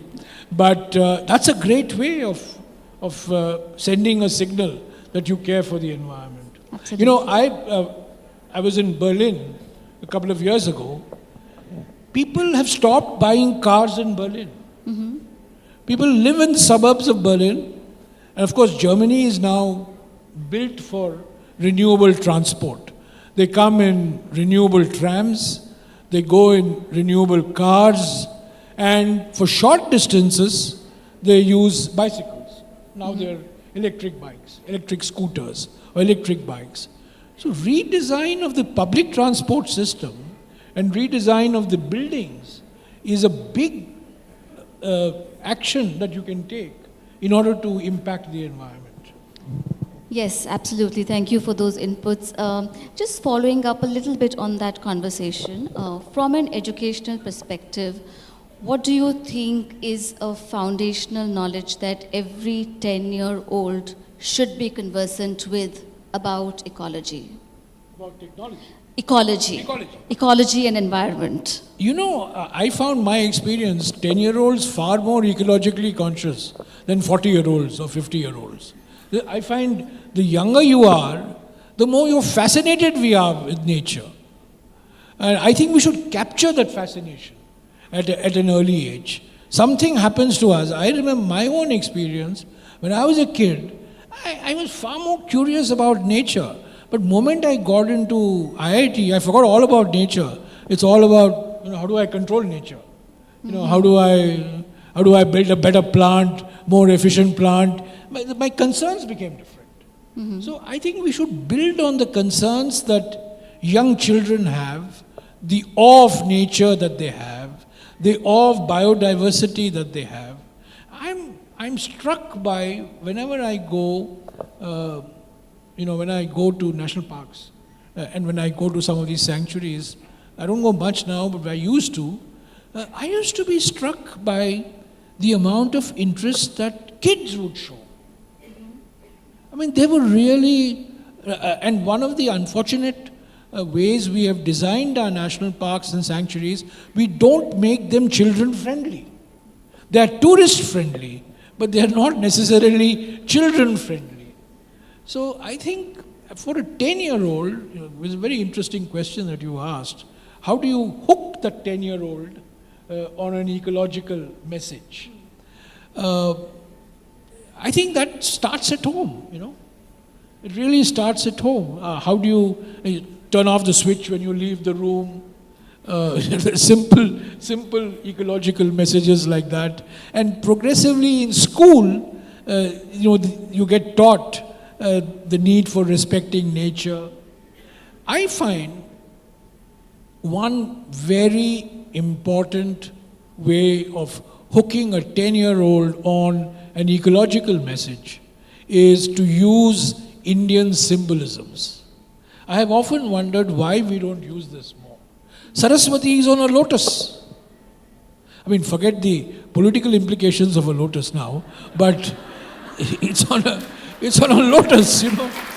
It's on a lotus. I mean, it's a very powerful imagery. There is a Durga who rides a lion, a Durga who rides a tiger. There's a Ganesha who rides a mouse, who's got an elephant trunk. I mean, why aren't we using these symbolisms more? I mean, they are religious symbols. But to me, they're not religious. To me, they're cultural symbols. The symbols of a culture. And I think we should make far greater use of our cultural symbols for inculcating and developing this ecological consciousness. I've given you only a few examples, but you can think, if I sit down, there's a very good historian called Nandita Krishna. She lives in Chennai. You have a school in Chennai, right? So some of you may have heard of the foundation she runs. And she has documented sacred groves of India. People are not aware that there are large parts of India, it is, in Sanskrit it is called Devarvanam. In English it would be called sacred grove. These are forests protected by people, not by governments, not by companies. These are local communities. So best thing is to take a 10-year-old out into the field and expose that 10-year to Indian culture, Indian traditions, and you will see that in a cohort of 100, maybe 60 or 70 will retain that interest when they grow up. Absolutely, yes. These are foundational years and what they see. The first book I ever read when I was 10 years old, first serious book I read, was a book called The Wildlife of India by E.P.G. He was a very famous British tea planter who settled down in Assam. And this book had a foreword by the then Indian Prime Minister, who was a friend of his. And when I look back when I became a minister, although I didn't expect to be a minister, I said, why? Then I remembered the first book I had read and the first knowledge that I had got on forests, on water sources, on wildlife, had just struck with me since I was a kid. And it is from this book that was seen. Absolutely, it I think stays. education is very important. Absolutely, no question about it. My concluding questions are a set of rapid fires. Shall we begin? Rapid fire. My God, you are almost Not like of Arnab the Goswami. coffee with current fame. Yeah, go ahead. An environmental voice making a significant impact in India now. As an environmental... Yes, any environmental voice that you think is making a significant impact today in India. I think the single answer to that is solar energy. Solar energy, okay. The single most powerful answer is solar energy.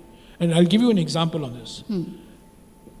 when I became Minister of Environment, solar energy was 15 rupees a unit. Sure. Today, that same solar energy is 2.5 rupees a unit. So it's That's huge. complete. Yeah. It's a transformation. It's a complete transformation. There's, hotels can be solar, homes can be solar. Of course, we are seeing solar vehicles. So the answer to your question is solar. Solar. Okay. What is the one book on environment that every teacher and student should read? That's a interesting question. One book on the environment. That every teacher and student should read, in your view? Well, I won't do a commercial for myself, so I'll think of some other. I think if you read, Ram Guha has a book on history of environmentalism in India, and I think that's a very good introduction to all the environmental movements that have shaped India. So that's one book I can even say. If you're confining me to one book, that's the one book I would We're happy to have your second recommendation as well, but yes, that's I one. demand a royalty from it. Which location in India has taught you the most profound lesson about environmentalism? Well, there are many places, very many places, but if you are pushing me for one place, I would say Sundarbans is one place where I where I saw the challenge of habitation, the challenge of protection, the challenge of natural disasters, the challenge of climate change. Andamans is another such area. See, one thing that characterizes Indian environment from the rest of the world, I should have mentioned. Most countries manage the environment by creating wilderness spaces. But in India, we cannot create wildernesses because we have the population pressure. So in India, the successful environment is one in which people live in harmony with nature. Simple as that. You can't see nature as a separate compartment and people as a separate compartment. Where people are living with nature, that's where I think the effectiveness is more. Sundarbans is one good example. Western Ghats is another great laboratory for learning. Yes. A disaster that could have been averted in the last 20 years. An environmental disaster, perhaps? The tsunami could have been averted had we not destroyed the mangroves along our coasts. The single most important lesson we learned from the tsunami is that India needs bioshields. And the greatest bioshield is mangroves. You know, when this new Bombay International Airport was being built, they were going to destroy, I'm talking of 15, 20 years ago, they were going to destroy hundreds of acres of mangroves around Bombay. Bombay is very, as you know, very mangrove rich.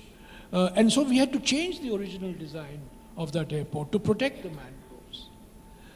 So that's the one disaster, I think, that we could have not eliminated, but we could have certainly mitigated had we not destroyed the mangroves. The other big disaster that we could have, or we should have, managed is the Bhopal gas tragedy.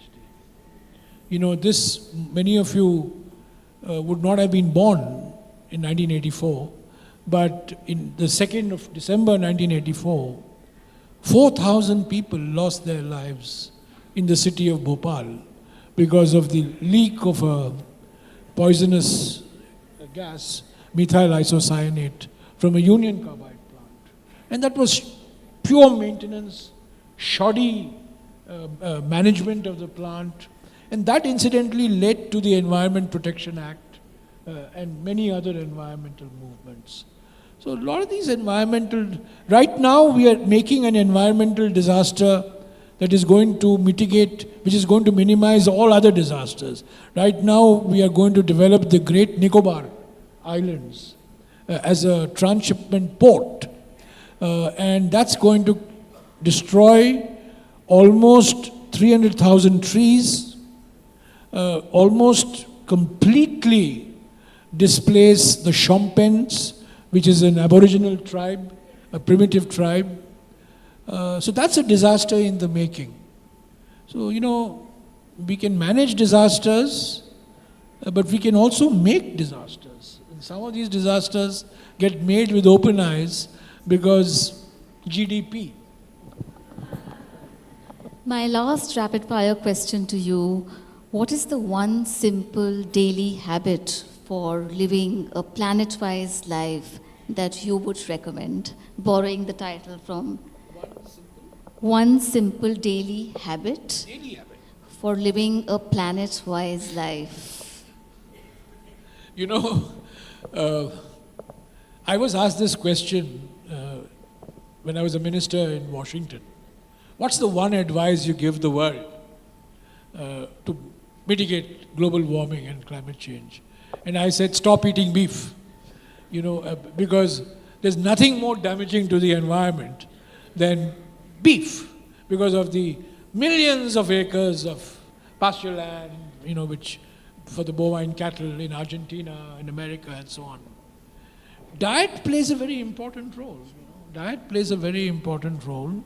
So if you ask me, my son's a non-vegetarian, so I can't say be a vegetarian, but I feel a vegetarian diet is far more environment friendly than a non-vegetarian diet.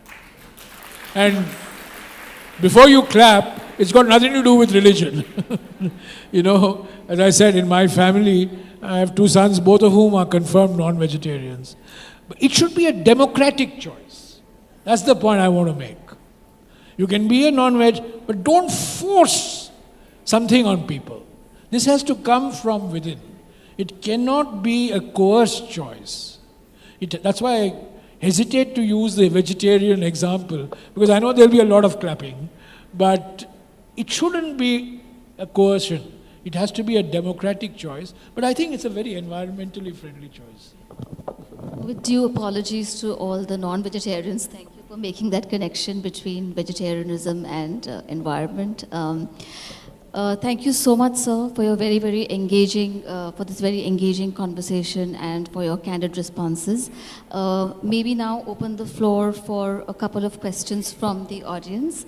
So we will now open the floor for some limited questions from the audience, maybe a couple. We will have time for a couple.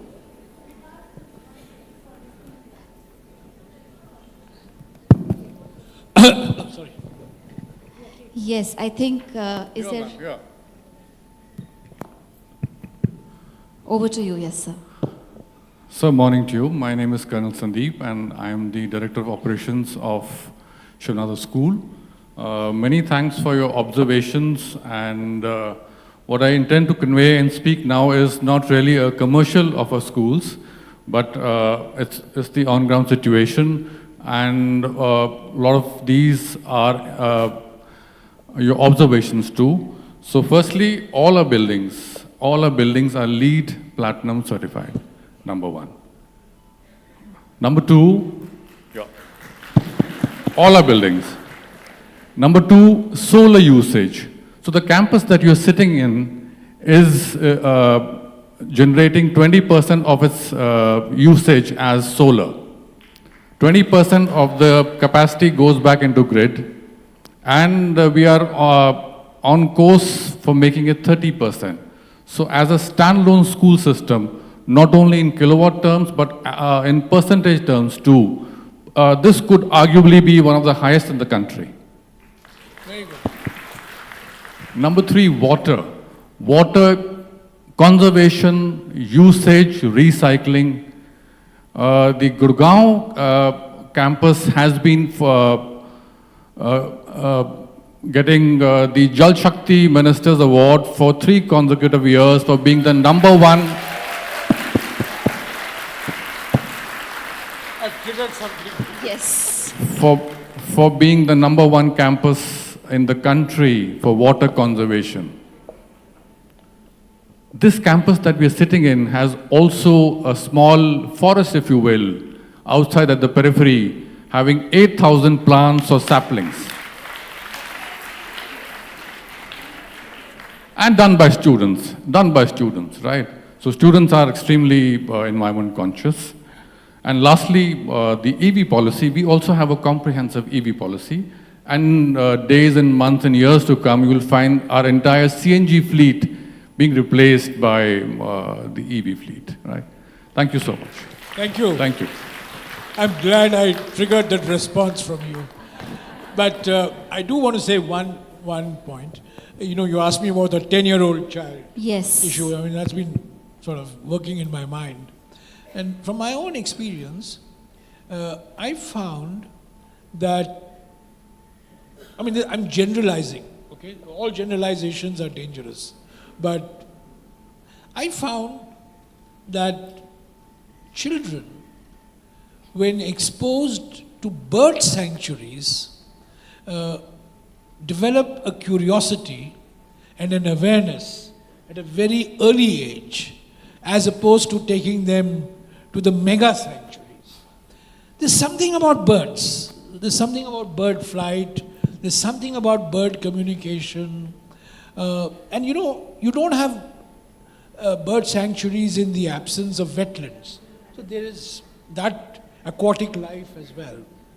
So take a 10-year-old to a bird sanctuary and not to Corbett.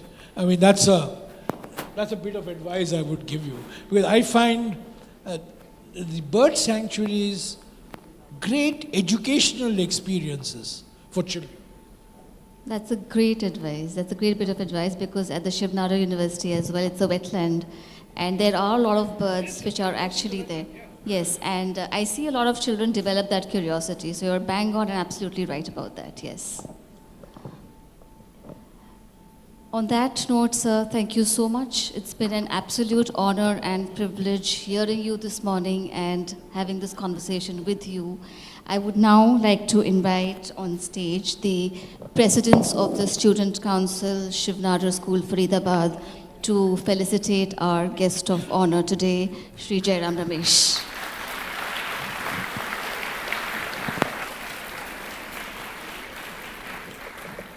Absolute pleasure.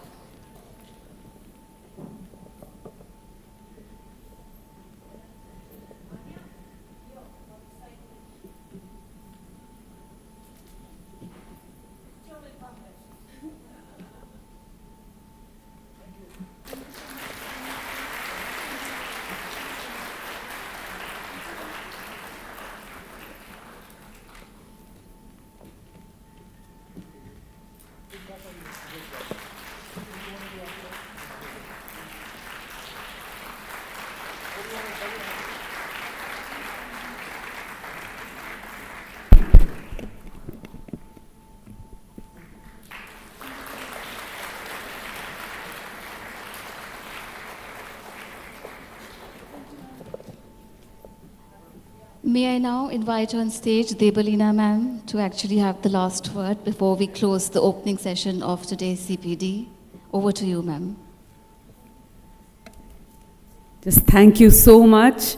And as the students felicitate Shri Jairam Ramesh, we'd like to share that we are extremely proud of them. They have planned a forest, not just for the planting of trees, but for creating a habitat. There's a self-irrigating pond which attracts birds, butterflies, and they do many a science project out there in the forest, which is right in our campus, and we'd be happy for you to see. But thank you so much for creating this environment, for putting these thoughts. We will embrace India's unique heritage of harmony with nature, like we will rethink and we will definitely bring it back. We lost the way, but we will bring it back, and at Shiv Nara School, we do it every day, addressing specific climate challenges with a realistic approach. And we recognize that sustainability is not just a lifestyle choice, but a matter of livelihood and public health for our nation's future. While we understand this, but it came back to us and it struck us very deeply that it's a matter of livelihood for our country. So for our growing progeny, for the generations that come in, we will take as much as we can and leave also for a sustainable livelihood. Thank you so much. Thank you for coming over and igniting so many minds, inspiring so many of us to think. Thank you very much.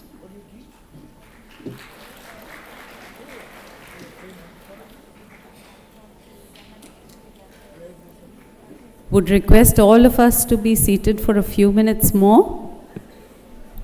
Just a few more minutes.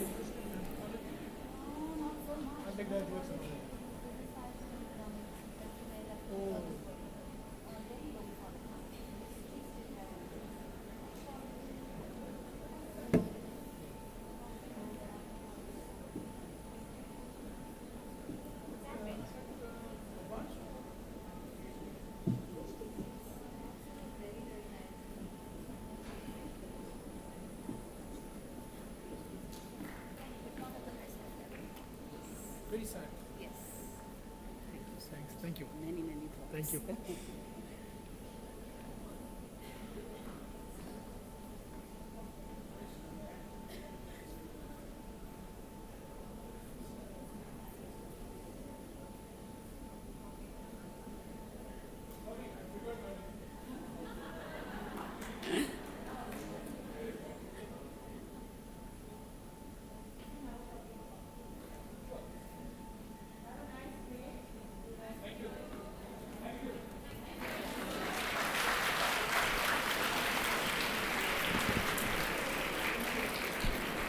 With this, we now come to the close of the opening session of this CPD. And now I will request all our educators to please move to the learning labs. Tea and refreshments will both be served in the confluences across our learning labs. So thank you everyone for being here, and please move to your respective venues.